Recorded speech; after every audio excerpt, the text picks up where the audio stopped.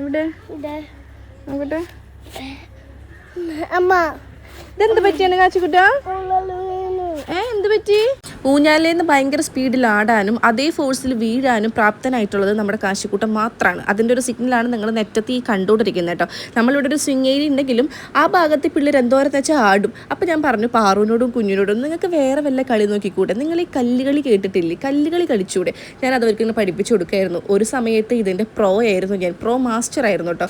1 ചുള്ളി 3 ചുള്ളി ആറ്റ് വെട്ട് നിങ്ങളിത് കളിച്ചിട്ടുണ്ടെങ്കിൽ കമൻറ്റ് ചെയ്യാൻ മറക്കരുത് കേട്ടോ. ഒരു 6 മണി വരെ കളിക്കാൻ സമയക്കുള്ളൂ. അത് കഴിഞ്ഞാൽ വീട്ടിൽ കടം കയറും എന്ന് പറഞ്ഞിട്ട് നമ്മൾ ഓടിക്കുന്നുണ്ട്. മണ്ണിൻ്റെ ഉള്ളിൽ നമ്മൾ ഒളിപ്പിച്ച് വെക്കും. അങ്ങനെ കല്ല് നല്ല ഉരുണ്ട് കിട്ടും. ഇങ്ങനത്തെ നെസ്റ്റ് ഉണ്ടെങ്കിൽ പറയണേ. അച്ഛൻ്റെ കൂടെ സവാരിക്ക് കാശിക്കൂട്ടനെ റെഡിയാക്കാൻ പറഞ്ഞാൽ റെഡിയാക്കിക്കൊണ്ടിരിക്കട്ടെ. കാശിക്കൂട്ടനാണെങ്കിൽ ഭയങ്കര ജഗജില്ലയാണ്. ഒന്ന് കഴിയുമ്പോൾ അങ്ങനെ പണികൾ ഉണ്ടാക്കിക്കൊണ്ടേയിരിക്കും.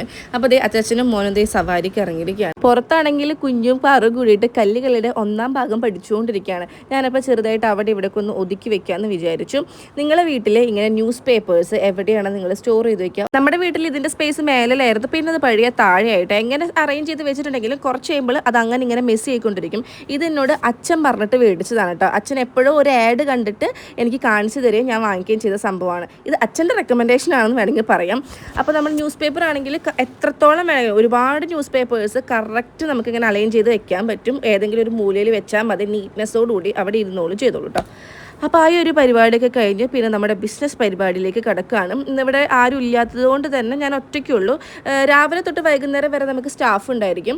അത് കഴിഞ്ഞിട്ടുള്ള നേരം നമുക്ക് കുറച്ച് പണിയായിരിക്കും. അപ്പോൾ ഒറ്റയ്ക്കുള്ളത് കൊണ്ട് തന്നെ കുറച്ച് എന്താ പറയുക ഹറിബറി ആയിരുന്നു കാര്യം. വൈകുന്നേരം നേരത്ത് നമ്മൾ 4 പേരും ഒരുപോലെ നിന്നിട്ടുണ്ടെങ്കിൽ കാര്യങ്ങൾ സ്മൂത്തായിട്ട് നടക്കത്തുള്ളൂ കേട്ടോ. അപ്പോൾ ഒറ്റയ്ക്കായതിൻ്റെ കുറച്ച് വിഷമങ്ങളും കാര്യങ്ങളും ഉണ്ടായിട്ടുണ്ടായിരുന്നു. അപ്പോൾ നിങ്ങളുടെ സപ്പോർട്ട് ഉള്ളതുകൊണ്ടെല്ലാം നല്ല രീതിക്ക്